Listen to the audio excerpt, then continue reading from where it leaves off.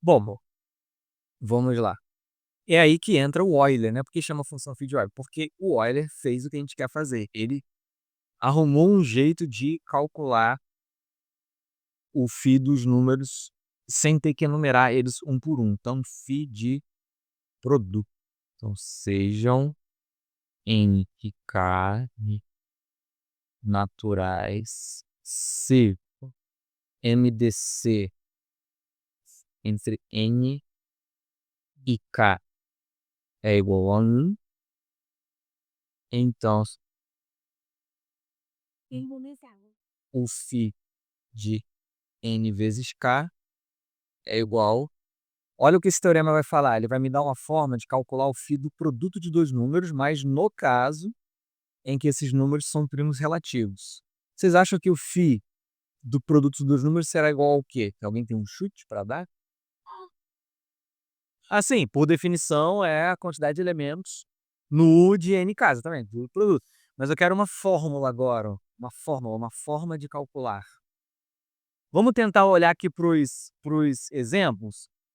Os, quando é primo, nunca vai ser produto de dois números. Quer dizer, vai ser produto do próprio primo por um, mas não ajuda em nada, porque o φ do 1 dá 1, né? Não multiplica. O 4 não serve como exemplo, não dá para exemplificar o teorema 6.6, porque 4 é 2 vezes 2 e o 2 não é primo relativo com o próprio 2. Mas o 6 serve para exemplificar. O 6 é 2 vezes 3. O 8 também não dá para exemplificar, o 9 também não. Vamos calcular só o φ do 10 aqui, porque aí 10 é 2. Só para ter mais um exemplo, né? O 10 é 2 vezes 5. Só para a gente ter mais um exemplo. Exatamente. Quem são os invertíveis em Z10? São aqueles que são primos relativos com 10. 1, 3, 5 não. 7 e 9. Então, o φ de 10 dá quanto? 4. Tem algum padrão aqui entre o φ do 6 e o φ do 10?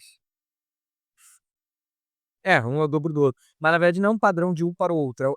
Um padrão que seja relativo aos dois, né? Tem alguma forma que eu poderia dizer aqui? Então, aí você tem que tentar analisar o fato de 6 ser 2 vezes 3 e o fato do 10 ser 2 vezes 5. Poderia ser, mas aqui foi só uma coincidência. Quer ver? Vamos calcular o φ do 14, que é o próximo, que é produto de 2, né? Só para a gente poder ver se observa algum padrão. 1, 3, 5, 9, 11, 13. Então dá 6, né? Deu 6. Qual é o padrão? Tá, entendi. Eu tenho que pegar um que não dê a coincidência, né? Então vamos fazer. Porque se ficar dando a mesma coisa, vocês vão achar que é aquilo, né? Vamos pegar um que não vai dar coincidência. Vamos fazer do 21. 1, 2. Não, 4 também. 4 é. 4, 5, 8, 6 não, porque 6 tem 3. 8, 10, 11, 13, 15 não, que tem 3. 16, que é só 2. 17. 18 não, 19 sim. 25 é 2 vezes 5, né? Então deu 12. Viu? Agora não deu 7 menos 1, né? Vezes 2, que era. Eita. Vocês estavam achando que era o maior menos 1, né? Que aqui tinha dado 5 menos 1, aqui tinha dado 3 menos 1, mas aqui veja, não é 7 menos 1. Lembra, eu quero que vocês olhem dessa forma aqui, ó. Não olha para 6, olha para 2 vezes 3. Não olha para 10, olha para 2 vezes 5. Não olha para 21, olha para 3 vezes 7. Ah, muito bem, isso aí. Faz 10 é 2 vezes 5. O φ do 2 é 1. O φ do 5 é 4. 1 vezes 4. É. Então, o φ do produto é o produto dos φs, no caso em que o MDC deles é 1, tá certo? Observe aqui, por exemplo, ó, o 4 é 2 vezes 2, e o φ de 4 não é φ de 2 vezes φ de 2, seria 1 vezes 1. Não é o caso, só quando o MDC entre eles é 1. Então essa foi a primeira coisa que o Euler observou, que o φ do produto é o produto dos φs, no caso em que os dois números são primos relativos. Bom, o que a gente faz aqui quando tem um teorema? Demonstra, né? É a parte mais legal da matemática, demonstrar os teoremas. E aí, pessoal? Vamos demonstrar? Estão animados, animadas? Sim ou não? Digam sim, Thiago. Sim, professor. Ah, então vocês estão muito desanimados. A demonstração é a parte mais legal, mais divertida, onde será revelado para você os mistérios do teorema, onde será descortinado o que está escondido, onde você conseguirá ver o porquê. É a hora que você vai conseguir ver o porquê do que está escrito ali no enunciado. Bora. Então, vamos demonstrar ou não vamos? Então, qual é a nossa hipótese? Nossa hipótese é que NK são números naturais e que o MDC entre eles é 1. Essa é a hipótese. E agora a gente tem que concluir que o φ de n vezes k é igual a φ de n vezes φ de k. Pessoal, vou adiantar. Não é fácil essa demonstração, então preciso da atenção de vocês. Eu posso pedir, por gentileza, para não distrair com o celular, não distrair com o material de física, não distrair com a cama em casa, com a janta, com o banho. Não era para ter falado essas coisas, né? Que se eu vou pensar. Não, é sério, não é muito fácil. Tem, né, que pensar um bocado aqui, não é direto. Tem que ter umas ideias e eu preciso que vocês concentrem aqui comigo para a gente poder calcular isso. Alguém tem ideia de como começar aqui? Vamos usar o fato de que se o MDC é igual a 1, então um é invertível no outro, né? Então, por exemplo, já que você está usando, já dá para afirmar que o N é invertível em ZK e que o K é invertível em ZN, né? Dá para afirmar isso. Mas e daí, o que mais que a gente pode fazer a partir disso? Vamos primeiro entender que o que a gente precisa demonstrar, entender a nossa tese, a nossa conclusão. A tese, a conclusão é que o φ de NK é igual a φ de N vezes φ de K. Mas o que é, por definição, o φ de MK? É a quantidade de elementos invertíveis em ZNK. E o que é o φ de N?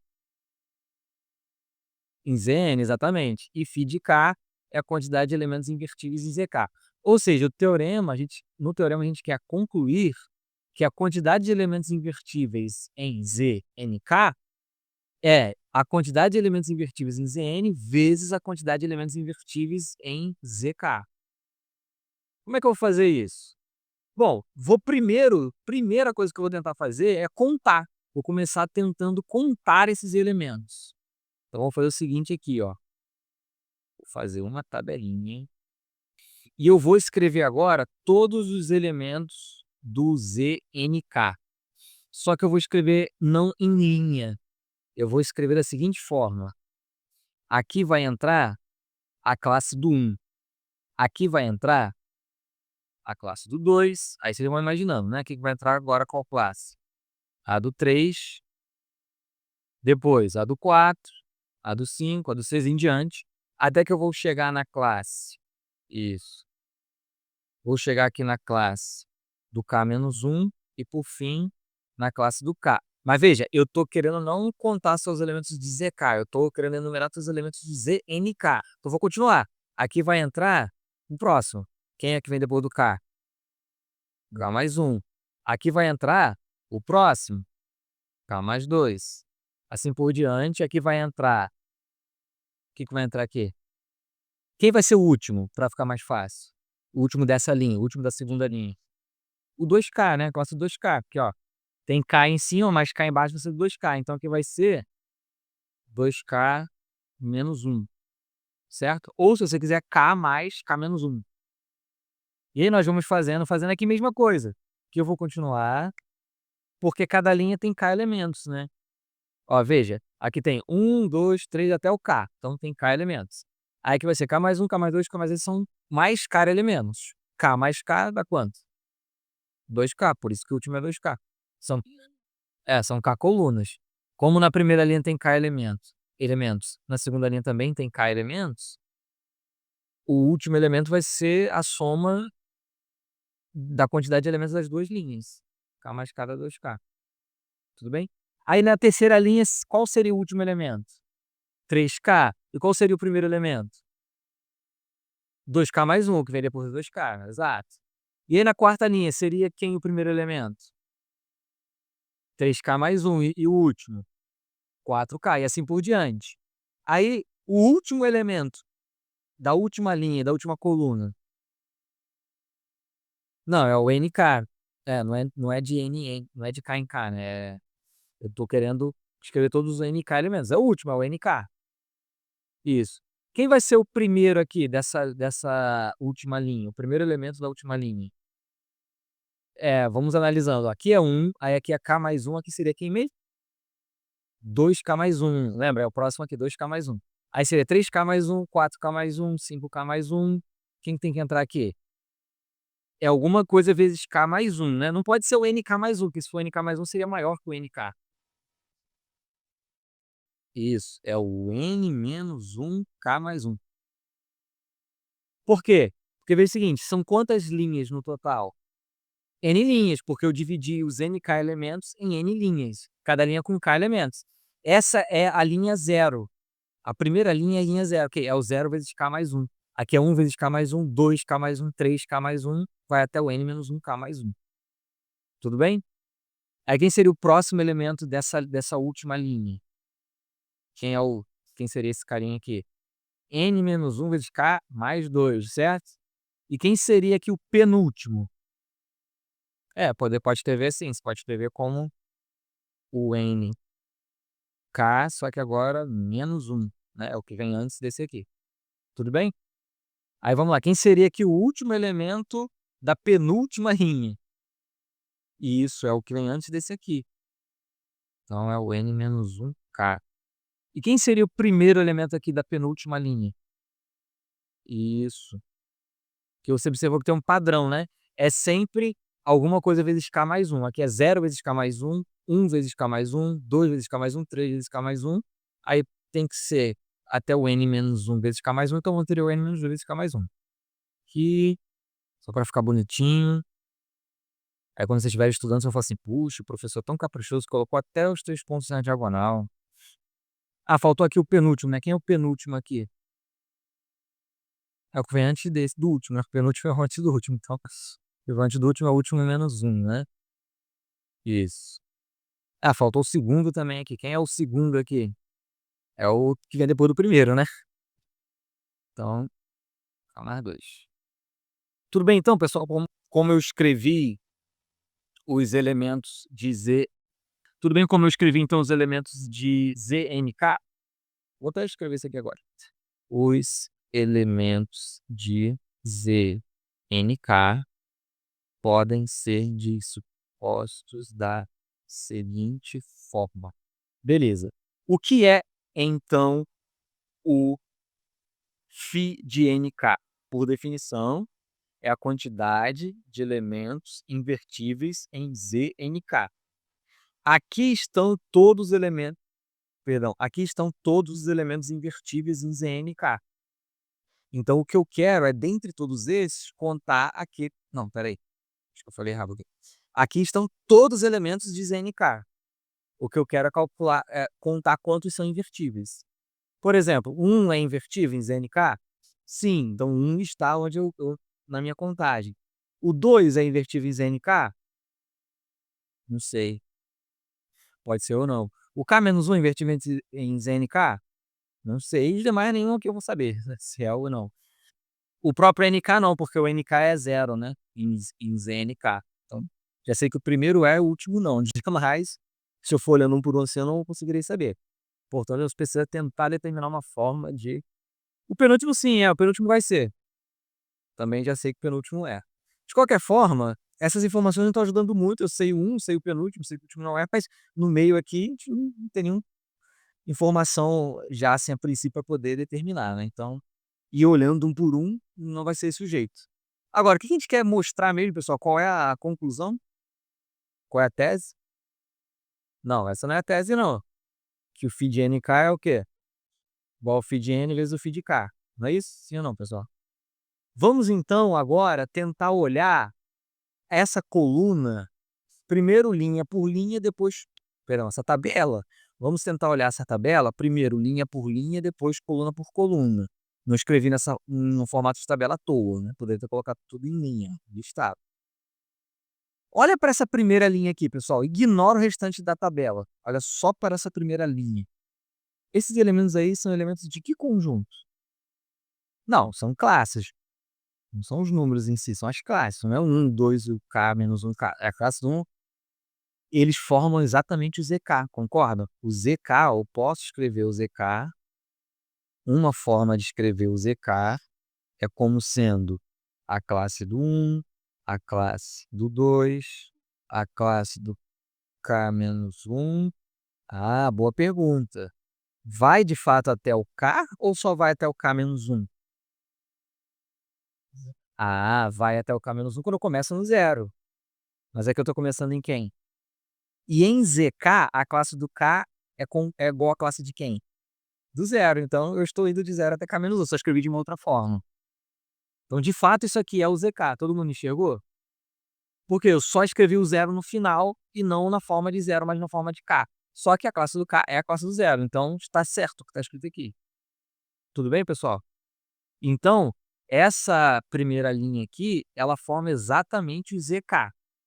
Sim ou não, pessoal? Maravilha. Agora veja só. Em ZK, eu sei que a classe do K mais 1, a classe do K mais 1 é igual a qual dessas classes aqui em ZK? Como? A classe do K mais 1 é igual a todas essas classes? É igual à classe do 1. Por que igual à classe do 1? Porque a classe do K mais 1 é igual à classe do 1. Lembram quando duas classes são iguais? Duas classes são iguais quando os seus elementos, os seus representantes são congruentes. Os seus representantes são congruentes quando a diferença entre eles é um múltiplo do módulo da congruência. Como o módulo da congruência é K, então essas duas classes serão iguais se a diferença entre seus representantes é múltiplo de K. K mais 1 menos 1 dá K. Ou seja, K mais 1 menos 1 é um múltiplo de K? Sim ou não? Então, K mais 1 é congruente a 1, portanto, a classe do K mais 1 é igual à classe do 1. Sim ou não, pessoal? Então, essa classe aqui que fica embaixo da classe do 1 é congruente à classe do 1. E isso aqui, a que fica embaixo do K mais 1, que está escondido aqui no reticências, é qual? 2K mais 1, que vem depois de 2K. 2K mais 1. Aí eu pergunto, a classe do 2K mais 1 é igual à classe do 1? A classe do 2K mais 1 é igual à classe do 1? Sim ou não, gente? Sim, por quê? 2K mais 1 menos 1 dá 2K, que é o múltiplo de K. Então, essa classe é igual. Aí, qual é que vem embaixo do 2K mais 1? A classe do 3K mais 1 é igual à classe do 1? Sim, porque 3K mais 1 menos 1 dá 3K, que é o múltiplo de K. Sim ou não, pessoal? Sim. Aí, ó de baixo, 4K mais 1, 5K mais 1. Até que eu vou chegar aqui em N menos 2K mais 1. Ela é congruente à classe do 1? Sim, porque N menos 2K mais 1 menos 1 dá N menos 2K, e N menos 2K é múltiplo de K. E por fim, a última, N menos 1K mais 1 era igual à classe do 1? Sim, então de forma geral, eu vou escrever assim, ó. LK mais 1 é igual a 1 para todo L indo de 0 até N menos 1. 0 é aqui a primeira, né? Que é 0K mais 1. Ou seja, todos os elementos da primeira coluna são congruentes ao primeiro elemento dessa coluna. Certo? Vamos olhar agora para a segunda coluna. Posso afirmar que o K mais 2 é congruente ao 2? Sim, porque K mais 2 menos 2 dá K, que é múltiplo de K. Portanto, a classe do K mais 2 é igual à classe do 2. Aí quem seria aqui embaixo? Seria 2K mais 2. 2K mais 2 é congruo a 2? Sim, porque 2K mais 2 menos 2 é 2K, que é múltiplo de K, portanto as classes são iguais. Ou seja, o que eu concluo? Que todos os elementos dessa coluna são côngruos entre si, ou todas essas classes são iguais entre si. Sim ou não, pessoal? Quando eu passar para a próxima coluna, a coluna do 3, o que vai acontecer? Isso. Quando for para a penúltima coluna, todos os elementos, todas as classes são iguais. Na última coluna, todas as classes são iguais. Portanto, cada linha é uma cópia da anterior. Todas as linhas são cópias uma das outras, só estão escritas de outra forma. Cópias quando eu estou olhando aqui em ZK. Quando eu estou olhando em ZNK, é outro conjunto. Aí não, cada elemento aqui é diferente. Eu estou indo do 1 até o NK. Tá claro isso, pessoal? Cuidado com cada conjunto que eu estou olhando por vez. Quando eu escrevi a tabela, eu escrevi olhando para o ZNK. Todos os elementos são distintos aqui, não tem nenhum igual em ZNK. Aí agora, momentaneamente, eu estou olhando para o ZK. Olhando para o ZK, a primeira linha forma o ZK. Mas eu vi que todos os elementos da primeira coluna são idênticos em ZK, todos eles são o mesmo. Na segunda coluna, todos eles são idênticos entre si, e assim por diante. Portanto, eu pergunto para vocês, a segunda linha forma o ZK? Sim, a segunda linha forma o ZK também. Eu poderia escrever o ZK. Ah, aqui inclusive já vou mudar aqui também. Não é só mais um, né? É mais R também para todo R. Deixa eu escrever. Então, mais R para todo R. Agora o R vai de 1 até K, que eu estou variando as colunas agora. Não só quando eu faço mais 1, mas também mais 2, mais 3, até mais K menos 1, mais K. Ou seja, para todo R de 1 até K e para todo L de 0 até menos 1, LK mais R é congruo a R. Isso aqui, pessoal, na hora de ler isso aqui você pode achar complicado, mas o que está escrito aqui? Está dizendo que para qualquer coluna, quando eu falo para qualquer R aqui, eu estou falando para qualquer coluna, os elementos todos dessa coluna são côngruos entre si. Então as classes são todas iguais entre si. Tudo bem, pessoal? Maravilha. Então, continue raciocinando aqui comigo. A primeira linha forma exatamente o ZK. E entre os elementos da primeira linha, eles não são iguais. O 1 não é igual a 2, que não é igual a 3, que não é igual a K-1, que não é igual a K. Os elementos da segunda linha, a segunda linha também formam o ZK, certo? A terceira, a quarta, a penúltima forma o ZK, até a última forma o ZK. Maravilha. Tendo feito essa observação, eu pergunto: quantos elementos na primeira linha são invertíveis em ZK? Quantos são invertíveis em ZK? Não tem como você me dar um número, não é um número específico, mas é quem? É o φ do K. O φ do K não é, por definição, a quantidade de elementos invertíveis? Então vamos escrever isso aqui. Como? Estou só organizando aqui a demonstração. Note que em ZK aquilo acontece. Agora, como? Segue que na primeira linha, não, vou botar a primeira linha, segue que a primeira linha da coluna possui quantos elementos invertíveis em ZK? Φ de K elementos invertíveis em ZK. Então, a primeira linha possui φ de K elementos invertíveis em ZK, certo? Maravilha. Quantos elementos dessa segunda linha são invertíveis em ZK? Φ de 2K? Tem certeza? Vai ser φ de K também, porque a segunda linha é uma cópia da primeira, lembra? E só está escrito de outra forma, mas é o mesmo conjunto. A segunda linha é o mesmo conjunto da primeira linha. Se a primeira linha tem φ de K invertível, a segunda também tem que ter φ de K invertíveis. Concordam? Quantos elementos invertíveis tem na terceira linha? Quantos elementos invertíveis em ZK tem na quarta linha? E na penúltima linha? E por fim, na última linha? Então, essa conclusão que eu fiz aqui não vale apenas para a primeira linha. Então, vamos lá, vamos escrever isso aqui. Mas eu tenho que escrever isso aqui. Só que eu vou colocar... Mas por que... É uma pergunta genuína. Por que vocês me falaram isso? Que precisa parecer e tal? É o quê? Tá muito difícil esse teorema? É sério, é uma pergunta honesta. Eu queria entender. Que essa tá difícil.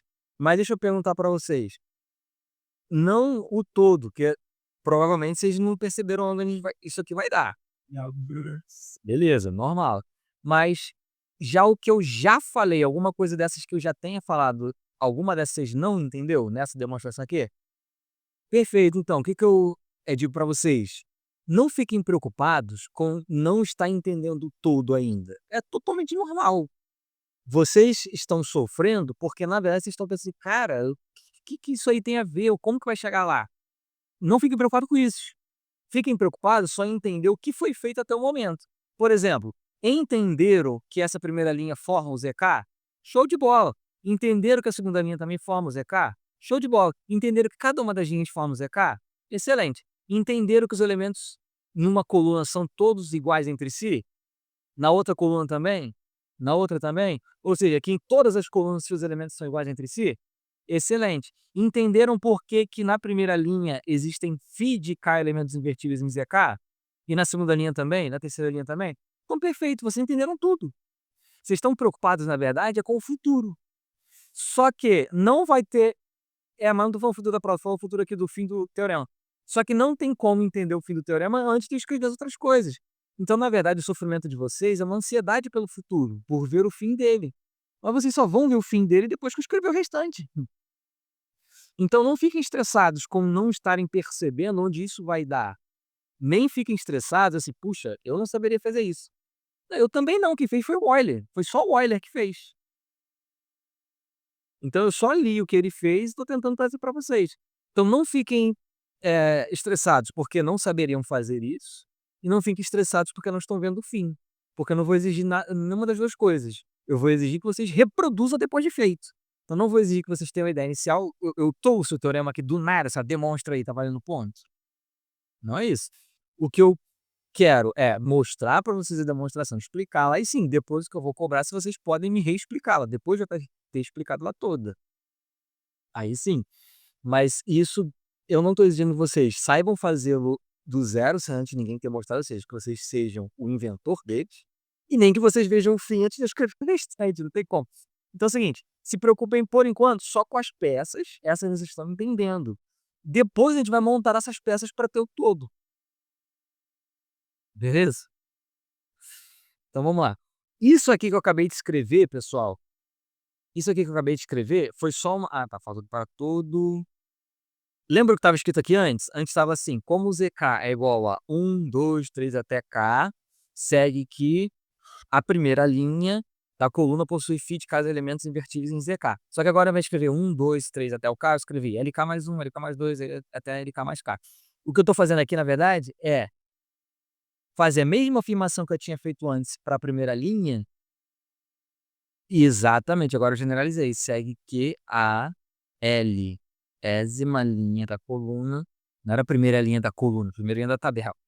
Então agora segue que a Lésima linha da tabela possui φ k elementos invertíveis. Só que isso é para todo L, né? Então eu estou dizendo que todas as linhas da tabela possuem φ de k elementos invertíveis.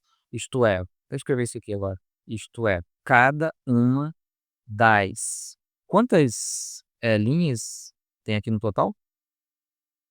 N, exatamente. Então, cada uma das N linhas possui φ de K, copiar aqui, né? Elementos invertíveis em ZK. Tudo bem, pessoal, até aqui? Então, por exemplo, nessa coluna aqui, todos os elementos são invertíveis em ZK. As próximas eu não sei. Essa aqui eu já sei que não é invertível em ZK. Então, eu já sei que nenhum aqui é invertível em ZK. Ou seja, tem algumas colunas que têm elementos invertíveis em ZK, e outras colunas que não têm elementos invertíveis em ZK. E eu sei que é o total de quantas colunas que possuem elementos invertíveis em ZK? φ de K. E em cada uma dessas colunas, veja, eu estou falando a quantidade de colunas que possuem elementos invertíveis em ZK, são φ de K colunas. Agora, em cada coluna, quantos elementos são invertíveis? Em cada uma dessas que possui elemento invertível. Eu sei que φ de K colunas possuem elementos invertíveis. Aí, em cada uma dessas φ de K, se eu pegar uma dessas colunas específicas, quantos elementos na coluna são invertíveis? Todos. Os N, todos. Sim, porque lembra que a gente concluiu que todas as classes da mesma coluna são iguais? Aqui, ó, a gente não concluiu que todos os elementos são iguais, da mesma coluna? Então, se o primeiro é invertível, os demais são também. Só que os demais são iguais ao primeiro, isso não ajuda muito, entendeu? Não ajuda muito a contar. Mas olha só, a gente está progredindo, porque veja o avanço que nós fizemos. Nós queremos contar a quantidade de elementos dessa tabela que são invertíveis em ZNK. Para isso eu estou olhando em separado o ZK e o ZN, não é à toa, porque vai ter uma relação ali entre eles. E aí eu percebi que nós temos K colunas. Das K colunas, φ de K são de elementos invertíveis. E cada uma dessa coluna, todos são invertíveis. Portanto, na hora que eu for contar os elementos que são invertíveis em ZK, eu posso eliminar toda a coluna que não seja invertível. Por exemplo, digamos que o 2 não seja. Pronto, eu eliminei a coluna inteira. Não precisa eliminar só o 2. Ah, se o K-1 não é invertível, elimina a coluna toda. Então, na hora que eu for contar os elementos invertíveis de ZK, eu só vou contar aqueles que estão dentro de φ de K colunas. Por exemplo, rapidinho, vou deixar essa forma. Digamos que nossa tabela tenha 7 colunas e 3 linhas. 3 vezes 7. Então, eu sei que são 6 colunas, que é o φ do 7, que são de elementos invertíveis. Então, das 7 colunas, 6 são invertíveis e uma não. Eu já descarto essa 1. Quer falar, mano? Que você queria perguntar? Não, eu sei que a última não é, mas pode ter outra que também não é, né? Então, não necessariamente é K-1. Pode ter outras que também não é. Dizer que a última não é foi só o exemplo. Então, na hora que nós formos contar, eu vou contar, eu já posso descartar aquelas colunas dos elementos que não são invertidos em ZK. Que ali eu sei que não tem nenhum. Tudo bem? Guarda essa informação aqui, deixa ela guardadinha aqui. Essa última informação. Você pode, por exemplo, momentaneamente, pode esquecer essa argumentação aqui em cima. No momento, ela só foi útil para me dar a informação de baixo. É essa aqui que eu vou usar mais para frente. Que é essa que eu grifei. O que está escrito aí? Que em cada uma das N linhas, ou seja, em todas as linhas, em cada uma delas, φ de K elementos são invertíveis em ZK. Beleza, guarda essa informação. Agora vamos para uma outra análise. Agora eu vou olhar os elementos em Zn. Eu quero olhar esse conjunto aqui agora. O Zn. Para olhar o Zn, eu vou olhar agora as colunas. Não, é a mesma tabela. Não, vou manter a mesma tabela. Só que lembra que o ZK são as linhas, né? A primeira linha forma o ZK, a segunda linha forma o ZK, a terceira, etc. Agora eu vou olhar quem forma o Zn.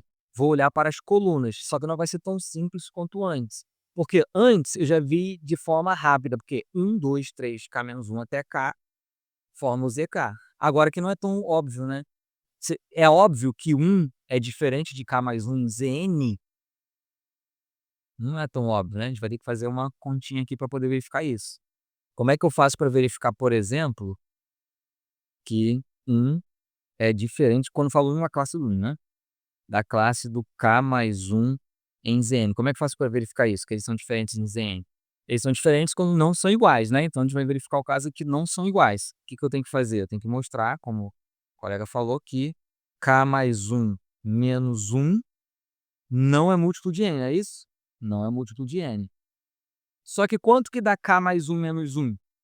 Dá K. Então tem que verificar que K não é múltiplo de N. O que me garante que K não é múltiplo de N? Ah, que o MDC entre eles é 1, certo? O MDC entre eles é 1, né? É, isso aí. Agora eu preciso verificar quem seria o próximo elemento aqui, o de baixo. 2K+1 de baixo, né? Embaixo do K+1 é o que vem depois do 2K, que é 2K+1. Aí eu também tenho que verificar que o 1 é diferente do 2K+1, que é o próximo, né? Para isso, para eles serem diferentes, o 2K+1 menos 1 tem que não ser múltiplo de N. Mas quanto dá 2K+1 menos 1? 2K. Então eu tenho que garantir que 2K não é múltiplo de N. Como é que eu garanto que 2K não é múltiplo de N? Para 2K ser múltiplo de N, teria que... então, o K já não é múltiplo de N. Mas mais do que isso, o K não tem nenhum fator comum com M, isso é importante. E o 2, sendo menor do que N, que é o caso aqui na minha exemplificação, o N eventualmente pode ser 2, tá? Mas no meu exemplo aqui eu estou indo além do 2. Então, se o N for 2, eu não vou testar o 2, porque só vou até o 1. Se eu estou testando o 2, eu estou supondo N maior que 2. Nesse caso, então, o 2 também. Oi? N pode ser múltiplo de 2. Não, não, 2 vezes K vai ser múltiplo de 2.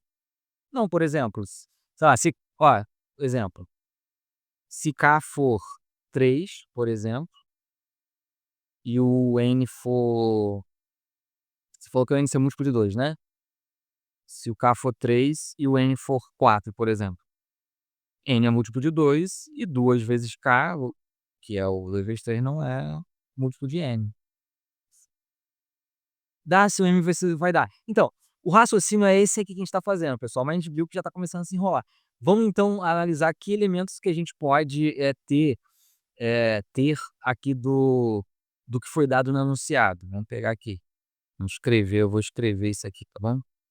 Vamos lá. Como o MDC igual a 1, segue que vocês me falaram isso aqui em algum momento aí dessa demonstração. O fato do MDC entre NK ser igual a 1 me garante o quê mesmo, pessoal? Vocês falaram isso já. Como? É, isso é o teorema lá de ver com uma combinação linear. Mas é outra coisa, tem a ver com. Isso é a definição de ser primos relativos. Tem a ver com esse capítulo. O que nós falamos nesse capítulo sobre o MDC entre dois números ser igual a 1? Então segue que a classe do K é invertível. Invertível aonde? Em Zn, né? Se o MDC entre NK é igual a 1, é invertível em Zn. Ou seja, o que significa ser invertível? Existe uma classe em Zn que é a inversa do K. A gente denota como K elevado a menos 1. Tal que K vezes K menos 1. K vezes K menos 1 tem que dar quanto? Tem que dar 1. Maravilha. Show de bola. E daí? Agora vamos analisar lá o que a gente queria.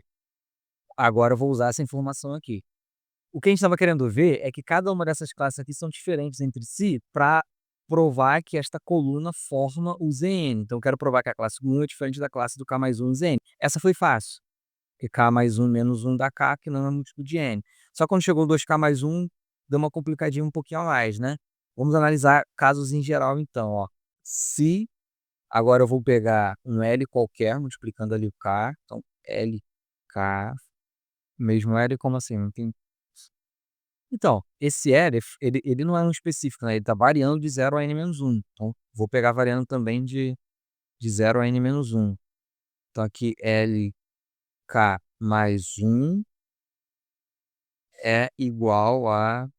Vamos pegar agora um JK mais 1. Olha só o que eu estou fazendo, pessoal. Presta bem atenção aqui agora também, que a parte não é muito fácil. Eu estou querendo mostrar que, dados quaisquer dois elementos dessa coluna, eles são diferentes entre si. Então, se eu pego o primeiro comparando com o segundo, são diferentes. O primeiro comparando com o terceiro, são diferentes. O primeiro comparando com o quarto, são diferentes. Mas também o segundo comparando com o quinto, são diferentes. Então, eu vou pegar dois elementos arbitrários nessa coluna. Como eu escrevo dois elementos arbitrários nessa coluna? Repara que todos os elementos dessa coluna são da forma alguma coisa vezes k mais 1, concordam? Aqui é 0 vezes k mais 1. Aqui é 1 vezes k mais 1. Todos os elementos dessa coluna são alguma coisa vezes k mais 1. Isto é, 1L vezes k mais 1, com L variando de 0 até n mais 1. Ó. Vai de 0 até n menos 1. Eu quero provar que todos eles são diferentes. Como eu vou provar que todos eles são diferentes? Vou fazer por contradição. Vou supor que tem dois iguais, vão chegar a uma contradição. Na verdade, não vai ser contradição, vai ser a contrapositiva, né? A gente vai supor que tem dois iguais, vai ver que o múltiplo aqui é igual, na verdade. Então, é o mesmo. Então, o que eu vou fazer? LK mais 1 igual a JK mais 1. E aí a gente vai provar que L é igual a J. Ou seja, não tem como elementos de linhas diferentes serem iguais. Só tem como dois elementos aqui serem iguais, se eles forem da mesma linha, ou seja, se eles forem, na verdade, o mesmo elemento. Tá claro o que a gente vai fazer? Então, sim, aqui tem várias demonstrações dentro dessa demonstração, né? Porque aqui, por exemplo, a gente demonstrou que todos os elementos de qualquer coluna têm φ. Não. A gente mostrou que toda linha tem φ de k elementos invertíveis em ZK. Então, foi um pedaço. Não. Corolário é uma consequência imediata de um teorema. Isso seria um lema. Lema é quando você demonstra alguma coisa antes, que Justificar.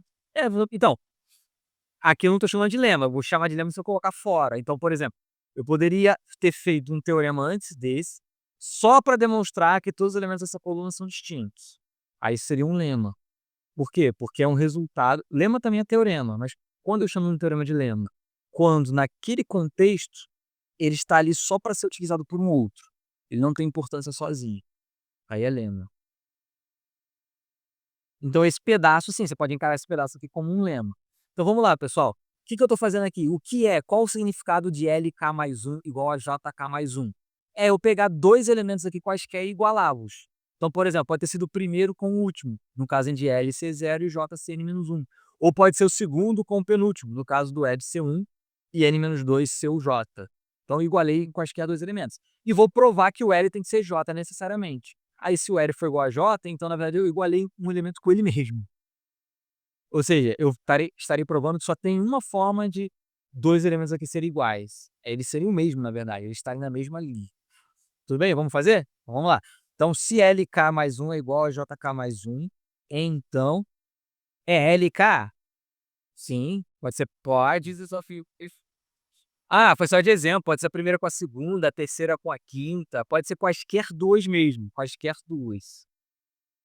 Inclusive, eu vou até escrever então, já que você falou, ó, sejam, cadê? L e J, elementos quaisquer aqui, quaisquer, entre 0 e n-1. Ó, são elementos quaisquer. Tá certo? Quaisquer, isso. Vamos lá, o que acontece se LK mais 1 for igual a JK mais 1? Primeira coisa, como eu posso reescrever essa soma aqui dentro da classe? Como a soma das classes, né? Isso aqui é a classe da soma, eu posso reescrever isso como a soma das classes. Olha como a brincadeira começa a ficar legal. Isso é a classe do LK mais a classe do 1. Como eu posso fazer do lado direito? Mesmíssima coisa. Ah, viu? Tá começando a clarear, tá começando a clarear. Isso aí. Ora, eu posso pegar essa igualdade e subtrair a classe do 1 dos dois lados. Ou somar a classe do menos 1, Pode ser somar a classe do menos 1 ou subtrair a classe dos dois lados. Isso aí. Quanto dá a classe do 1 menos a classe do 1? E a classe do 1 menos a classe do 1 também deu zero. Então, eu concluo que LK é igual a JK. Como eu posso escrever a classe do L vezes K? E isso com o produto das classes. Então, vai ser a classe do L vezes a classe do K. Como eu posso escrever a classe do JK? Muito bem, posso escrever dessa forma aqui. O que você quer fazer agora? O que a monta consegue fazer? Por isso que antes a gente fez essa observação aqui em cima. Por isso nós fizemos essa observação aqui em cima. Ah, tá vendo?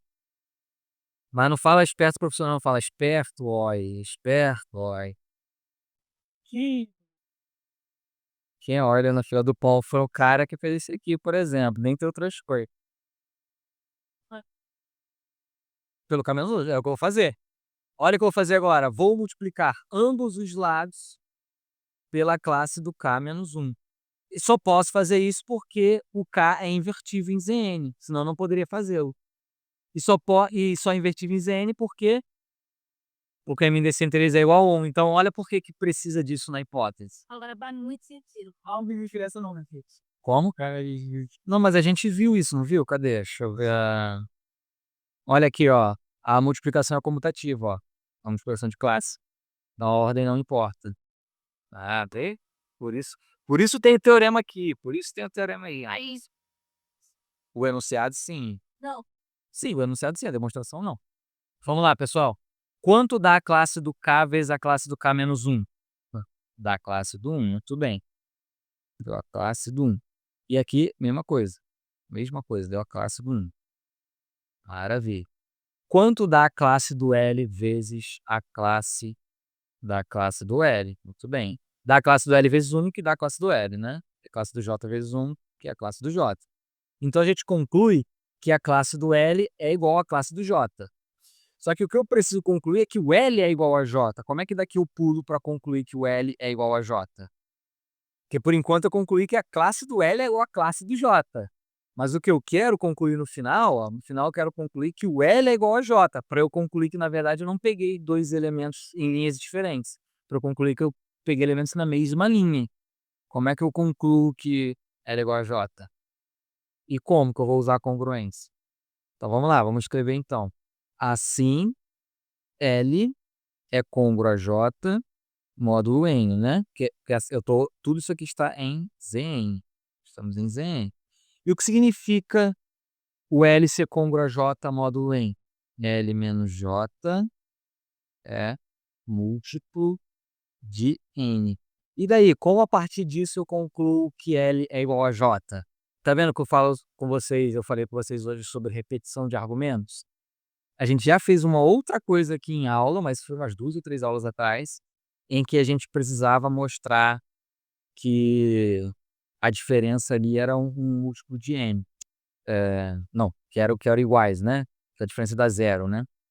A gente já fez isso aqui num outro teorema. Vai ter zero, né? Mas vamos lá, vamos enumerar, falar mesmo. Quais são os múltiplos de N? Fala para mim, lista eles para mim. Como? Os múltiplos de N. Por exemplo, múltiplos de 3. Quem são os múltiplos de 3? 3, quem mais? Tô com vergonha, pessoal. Múltiplos de 3, fala para mim. 6, 9, os múltiplos de 3. Quem mais? 12. Não, vocês estão com vergonha. Falem para mim, fala uma lista com os múltiplos de 3. Não, múltiplo de 3, não tem como errar. Show de bola. 3, 6, 9.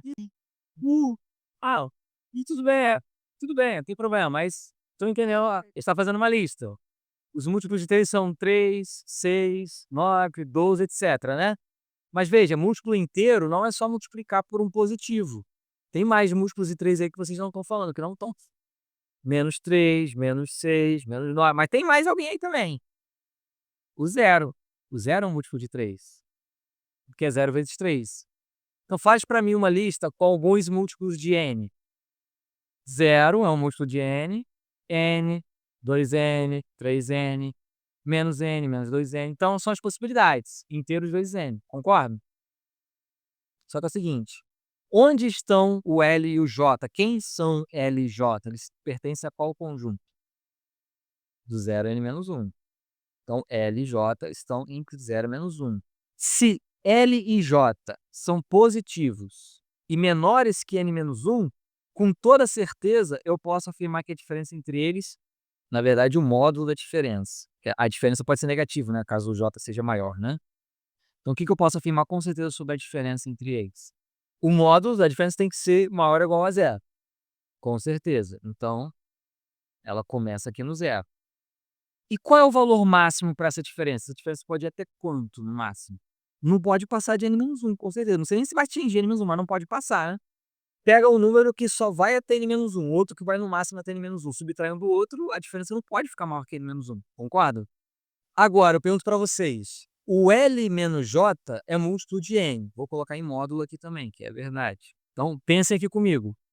O módulo da diferença entre L e J é múltiplo de N. Só que o módulo da diferença entre L e J vai de 0 até N menos 1. Eu pergunto para vocês, nesse conjunto aqui, quais números são múltiplos de N? Vamos pegar exemplos? Suponha que o N é 7. Então, eu estou de 0 a 6. De 0 a 6, quais são múltiplos de 7? Só o 0. Vamos pegar como exemplo N igual a 12. Então estou indo de 0 a 11. De 0 a 11, quais são múltiplos de 12? Só o 0. Vamos pegar N, por exemplo, igual a 1 milhão. Então nós vamos de 0 a 999.999. De 0 até 999.999, quantos são múltiplos de 1000? Só o 0. Então, de 0 até n menos 1, só tem um múltiplo de n, que é qual?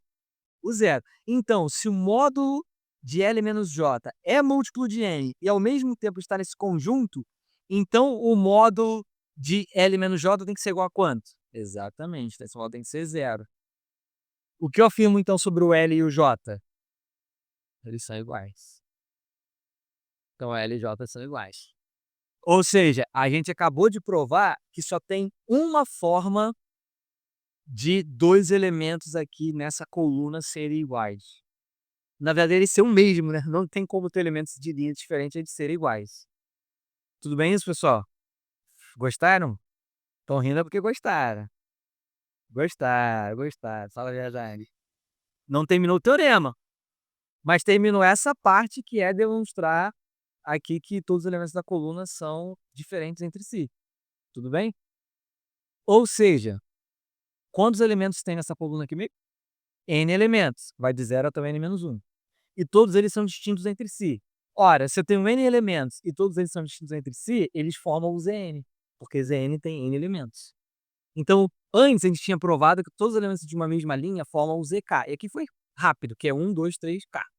Agora, com mais trabalho, a gente provou que todos os elementos de uma coluna formam o Zn. Porque são diferentes, porque tem N e são diferentes. Se aqui tivesse N linhas, como tem, mas se tivesse algum ali que fosse igual ao do outro, eles não formariam todos N. Tudo bem? De novo, vocês estão com cara de desânimo, por quê? Lembra do combinado? Se preocupe só em entender os pedaços. Depois a gente vai juntar as peças para formar o todo. Não tentem vislumbrar o fim do teorema. Qual foi a nossa preocupação aqui agora? Provar que os elementos da primeira coluna são distintos entre si. Como nós fizemos isso? Por contrapositiva. Nós pegamos dois elementos sendo iguais na primeira coluna e verificamos que, na verdade, só pode acontecer se eles estão na mesma linha, ou seja, se eles são o mesmo elemento. Tudo bem, pessoal? Então vamos lá. Portanto, dados. Ó, olha o que eu vou escrever aqui. Só vou escrever agora a contrapositiva disso que a gente fez, né? Então, dados L e J nesse conjunto diferentes, segue que eles formam classes diferentes. Tudo bem, pessoal? Como eu demonstrei essa frase aqui de baixo? Demonstrei ela fazendo a contrapositiva. Nós verificamos que se L é diferente de J, então a classe do LK mais 1 é diferente da classe do JK mais 1. O que é o L e o J? São os números das linhas, então pode ser linha 0, linha 1, até linha n-1. Então eu estou dizendo o seguinte, se eu pego elementos de linhas diferentes, eles são diferentes. Ou seja, todos os elementos aqui são 2 a 2 disjuntos.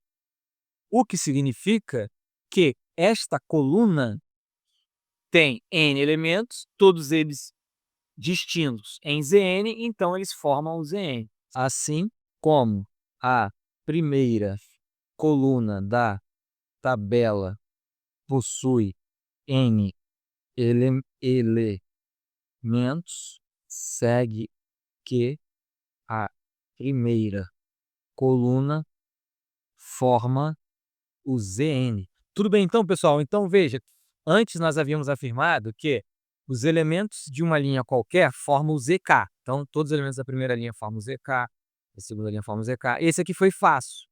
Por quê? Eu estou indo de 1, 2, 3, 4 até K. Claro, eles são diferentes em Zk. Já agora, os elementos da primeira coluna formam o Zn. Esse já não foi tão fácil. Deu um trabalhinho aqui, ou não deu trabalho. Deu um pouco de trabalho, bastante, né? Deu todo esse trabalho aqui, a gente precisou usar a hipótese de que o K é invertível em Zn, que o MDC entre NK é igual a 1, precisou fazer conta para verificar que essas colunas são diferentes. Sim ou não, pessoal? Sim. Beleza. Se isso a gente fez para a primeira coluna, né? Se ao invés de ter feito para a primeira coluna, eu tivesse feito para a segunda coluna, o que aconteceria? Aqui ao invés de 1 seria 2, né? Porque veja, aqui é 0k mais 2, 1k mais 2, 2k mais 2, 3k mais 2, etc. até n-1k mais 2. Então aqui seria 2, aqui seria 2, aqui seria 2. E aí, ao invés de eu subtrair um dos dois lados, eu teria feito o quê? Teria subtraído 2 dos dois lados. De qualquer forma, teria dado 0 e ia sobrar a classe do LK. E aqui a classe do JK. Aí continua do mesmo jeito, no final eu ia achar também a classe do L igual a classe do J, fazendo conta e achar L igual a J. E aí a contrapositiva é que se as classes são diferentes, somando com 2, perdão, a contrapositiva é que se os elementos são diferentes, então as classes são diferentes. Ou seja, a mesma conclusão que nós tivemos para a primeira coluna, eu tenho para a segunda coluna. Que conclusão é essa? Que todos os elementos da segunda coluna são 2 a 2 distintos. Ou seja, quaisquer dois que eu pegue, primeiro com o segundo, primeiro com o último, primeiro com o quinto, ou terceiro com o quarto, que seja, eles são distintos. Mas a segunda coluna tem quantos elementos? N elementos. Então, a mesma conclusão que eu fiz aqui para a primeira vale para a segunda coluna. Certo, pessoal? E se eu fizer o raciocínio para a terceira coluna? Então, eu teria que trocar esse 2 aqui por 3. Mas no final também subtrairia 3, no final ia achar LK igual a JK, seguiria o mesmo procedimento e concluiria a mesma coisa para a terceira coluna. Se fizer para a quarta, para a quinta, para K menos 1 ésima e por fim para K ésima, a última coluna. Mesma coisa, né? Então, na verdade, tudo que a gente fez aqui não é só para o 1, para o 2 ou para o 3. É para qualquer R, indo de 1 até K. Então, todo o argumento aqui, vou trocar por R, R, aqui troco por R, e aí não vai ser a segunda coluna, vai ser a R décima coluna. Só que isso é verdade para quantos R's ou quais R's? Para todos os R's indo de 1 até N. Maravilha! O que a gente acabou de concluir então? Que cada uma dessas colunas formam o Zn. Só que agora, cuidado! Antes, quando eu vi que cada linha forma o Zk, eu sabia que esse elemento é igual a esse, que é igual a esse, são iguais. Agora, não necessariamente esse aqui é igual a esse. Não necessariamente esse é igual a esse. Agora, não, os da mesma linha não são iguais necessariamente. Mas tudo bem, não tem problema eles não serem iguais necessariamente. O que importa é, os elementos da primeira coluna são exatamente os Zn, não tem repetição. E não tem falta. Se tem elementos e não repete, não está faltando ninguém. Estão todos ali. Esses todos formam os N, esses todos formam os N. Beleza então, pessoal? Maravilha. Pergunto para vocês. Nessa primeira coluna, quantos elementos são invertíveis em Zn? Φ de n. Exatamente, Φ de n conta a quantidade de elementos invertíveis em Zn. Na segunda coluna, quantos elementos são invertíveis em Zn? Φ de n, porque aqui também está Zn. Na penúltima coluna, quantos elementos são invertíveis em Φ de m? Então, vamos lá, olha aqui, ó. Olha aquela conclusão. Logo, cada uma das K colunas possui φ de n elementos invertíveis em Cn. Estamos progredindo. Você pode agora, momentaneamente, esquecer todo esse argumento, todas essas contas aqui não importam para este momento. Você pode esquecer essas outras contas aqui de cima, não importa para este momento. Só importa agora essas duas coisas que eu vou grifar aqui, ó. Essa e essa. Só importa, nesse momento, essas duas coisas grifadas de amarelo. Podem ler para mim, por favor? Maravilha. Então, veja só. Nessa tabela, quantas colunas possuem elementos invertíveis em ZK? Φ de K. Então, Φ de K colunas. Essa, por exemplo, é de elementos invertíveis. Essa, por exemplo, não é. As do meio eu não sei quais são, quais não são, mas sei que são um total de Φ de K. E a coluna que tem um elemento invertido em Φ de K terá todos os elementos invertíveis em Φ de K. Certo? Isso quer dizer que eu já conto Φ de K colunas de elementos invertíveis em ZK. Beleza. Agora, nessa primeira coluna, quantos elementos são invertíveis em Zn? Φ de n. Na segunda coluna, quantos elementos são invertíveis em Zn? Na terceira coluna, e assim por diante, na última coluna, quantos elementos são invertíveis em Zn? Φ de n. Então, cada coluna tem exatamente Φ de n elementos invertíveis em Zn. Pergunta então a vocês. Na tabela toda, quantos elementos são, ao mesmo tempo, invertíveis em ZK e em Zn? Φ de n vezes Φ de K. Como é que a gente conta alguma coisa quando ela está... Exatamente. Como é que eu cheguei a esse produto? Eu elimino as colunas dos elementos que não são invertíveis em Φ de K. Então, veja só, aqui vai ser, no desenho que eu vou fazer aqui agora, vai ser só um exemplo, tá? Só exemplo. Digamos que a segunda coluna, os elementos não são invertíveis e a última também não. Mas a primeira e a penúltima são. Digamos que só tem 4 colunas, só para exemplificar, tá bom? Digamos que só tem a primeira, segunda, penúltima e última coluna. A segunda e a última não são invertíveis em ZK, então você tem todos os invertíveis em ZK. Agora eu vou riscar aqueles... Então eu risquei todos que não são invertíveis em ZK, os que não são. Agora eu vou riscar todos que não são invertíveis em Zn. Eu não sei quais exatamente, mas vou só exemplificar. Suponha que o primeiro não é, suponha que o penúltimo não é, mas suponha que o primeiro não, o segundo, né? O primeiro e o último são. Só um exemplo, tá? Aqui, digamos que o primeiro aqui não é, lembra? Eles não são iguais necessariamente. O 0K mais 1 não é igual ao K menos 1 em Zn necessariamente. Digamos que esse não é, digamos que esse aqui também não é. Bom, eu não sei quais são, mas eu sei que quantos eu vou riscar aqui. Na verdade, quantos eu não vou riscar. Eu estou riscando aqueles que não são invertíveis em Zn. Ou seja, quantos eu não vou riscar? Φ de n eu não vou riscar. No exemplo aqui foi 2. Veja que os que eu risco aqui nessa coluna não são na mesma posição dos que eu risquei na outra coluna. Estou riscando os não invertíveis. Não é na mesma posição. Mas eu sei que são na mesma quantidade, né? Ficaram não riscados φ de n nessa, φ de n nessa. Então veja, quantos elementos ficaram não riscados? Φ de k colunas, e em cada coluna φ de n elementos, que não necessariamente estão na mesma linha. Mas eu poderia, a título apenas de contagem, reorganizar essas linhas. Posso, por exemplo, pegar esse elemento e trocar de lugar com esse. Posso pegar esse aqui e manter aqui como está mesmo. E pronto, eu coloco os elementos que são invertíveis em Zn na mesma linha. Então eu fico com φ de k colunas e φ de n linhas, onde nessa reorganização todos estão não riscados. Todos são, ao mesmo tempo, invertíveis em Zk e em Zn. Ou seja, se eu tenho φ de k colunas, φ de n linhas de elementos que são ao mesmo tempo invertíveis em Zk e em Zn, quantos são os elementos que são ao mesmo tempo invertíveis em Zk e Zn? Φ de k vezes φ de n é o produto da quantidade de linhas pela quantidade de colunas. Sim ou não, pessoal? Então vamos escrever isso. Vou tirar esses riscos aqui que foi só para exemplificar, tá? Para ajudar a gente a pensar na contagem. Então vamos pegar essas informações. Veja só a conclusão, pessoal. Como cada uma das n colunas possui φ de k elementos invertidos em Zk. E cada uma das...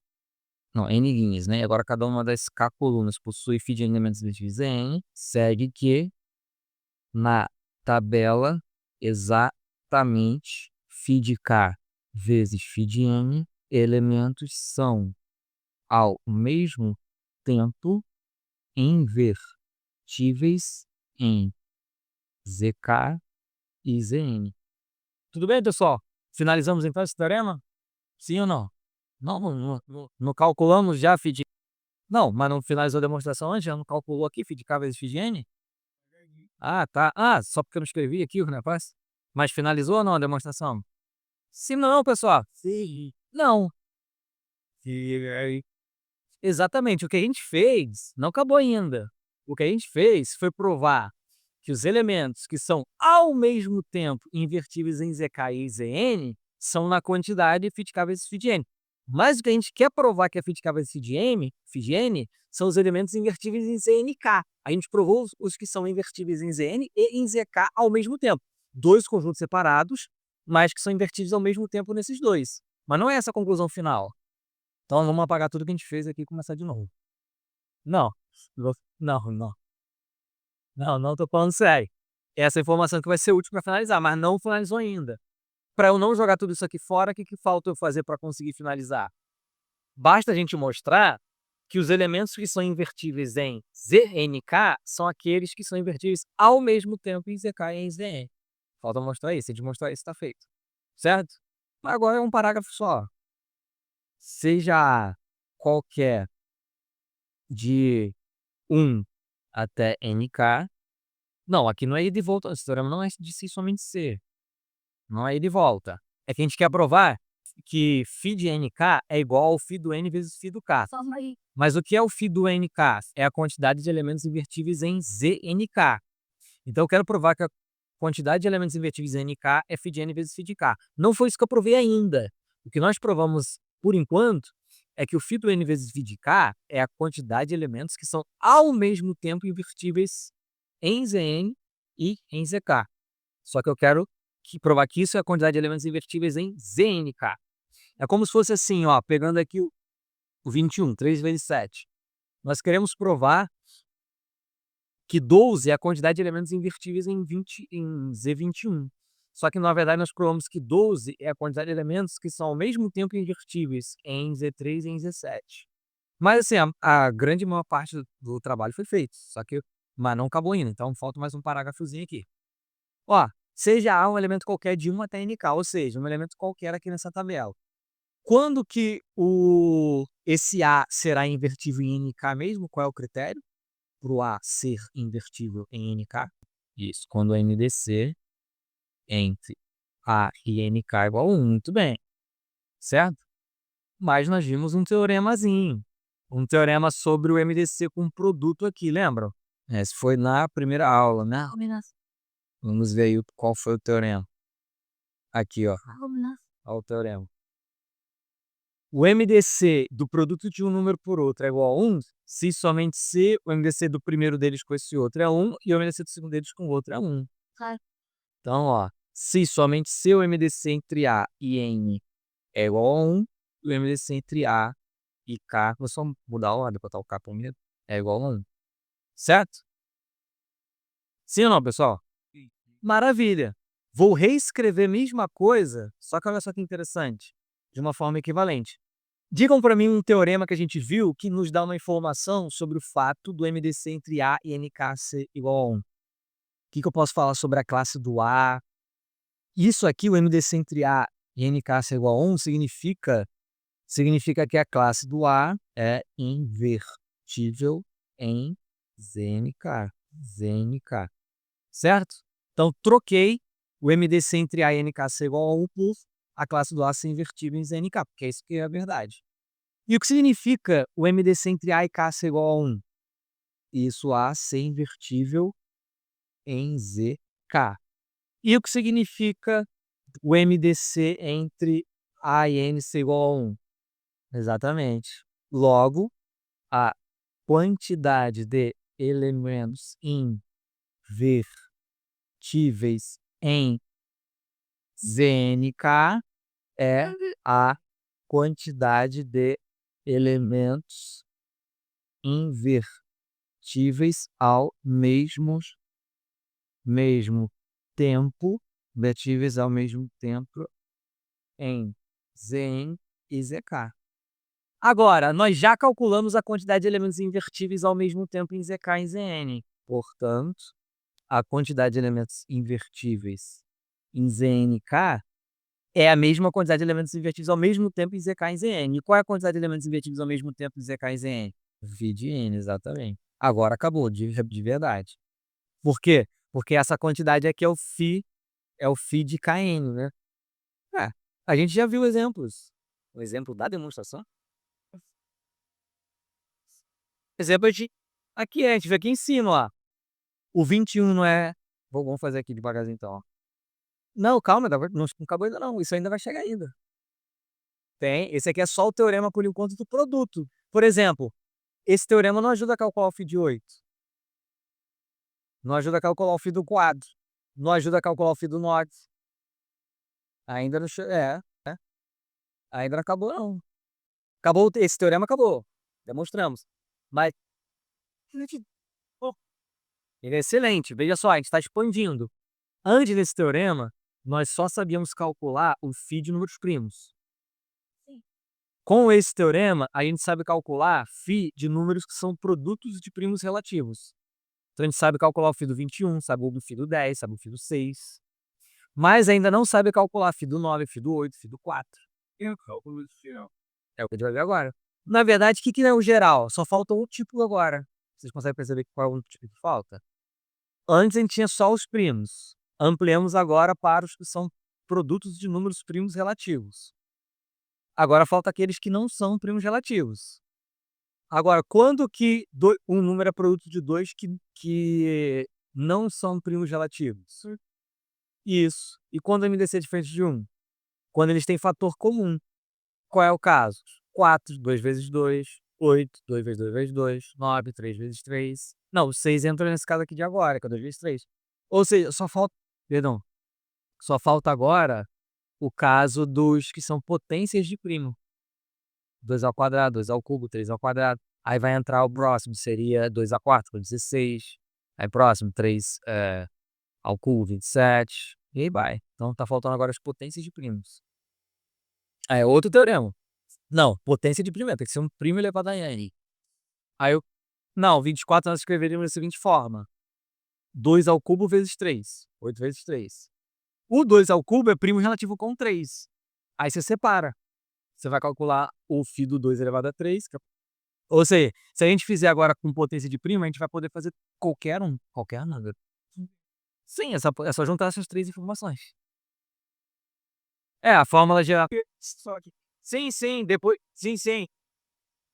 Não, sim, sim. Depois O próximo teorema já é a junção, que na verdade esse último caso, que a potência de primo vai ser dentro e vai ter uma fórmula só para o caso geral. Mas a fórmula para o caso geral é juntando essas 3 informações.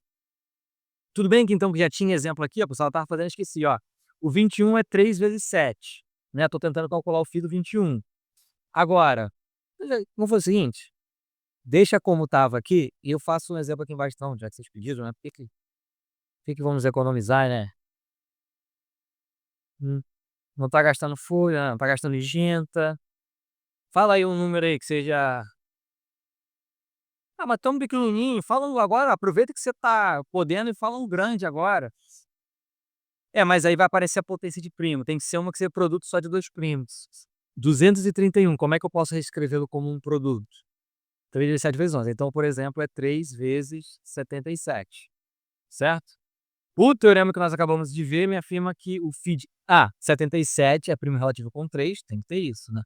Então, como 77 é primo relativo com 3, isso é igual ao φ do 3 vezes o φ do 77, certo? Sim ou não? Maravilha. Agora, o φ do 3 eu repito. Só do 77 eu posso reescrever como? Então, eu só mantive o φ do 3 ele repetindo. Isso. O φ do 7 vezes 11, 7 e 11 são primos relativos, como eu posso reescrever o φ do 7 vezes 11? Ou seja, vale para quando são 3 números? Vale. Vale para quando são 4 números? Vale quando são 5 números? Vale. Só não vale quando eles não são primos relativos. Então, por exemplo, não é verdade que o φ de 8, que no caso é o φ do 2 vezes 2 vezes 2, isso não é o φ do 2 vezes φ do 2 vezes 2. Não é, ó. O φ de 2 vezes 2 vezes 2 não é φ do 2 vezes φ do 2 vezes φ do 2. Então, o teorema fala do produto de 2 números, mas você pode expandir aí pelo produto de quantos números for, desde que se forem primos entre si. Vamos calcular aqui então só pelo exemplo? Quanto é o φ do 3? 2, que 3 é primo, é 3 menos 1. Quanto é o φ do 7? 6, que é primo, é 7 menos 1. Φ do 11? 10, que é primo, 11 menos 1. 2 vezes 6, 12, vezes 10, 120. Então, o φ do 231 é 120. Em Z231 existem 120 elementos invertíveis. Imagina se a gente tivesse que determinar um por um testando. Porque, veja só, não só eu teria que testar 330 números, como para cada um deles eu teria que fazer 330 multiplicações. Eu vou testar o 2, tem que fazer 2 vezes 1, 2 vezes 2, 2 vezes 3, 2 vezes 4, 2 vezes 5. Vou testar o 3. Então, seriam 2 elevado a 30 ao quadrado multiplicações que eu teria que fazer para testar todos os invertíveis. É muita coisa, né? Tudo bem, pessoal? Podemos prosseguir? Sim ou não? Sim. Está demonstrado aqui, então? Diminuiu um pouquinho a aflição que estava durante essa demonstração? No final, a gente conseguiu juntar as informações e fazer a conclusão. Pois é, então, não sofram por antecipação.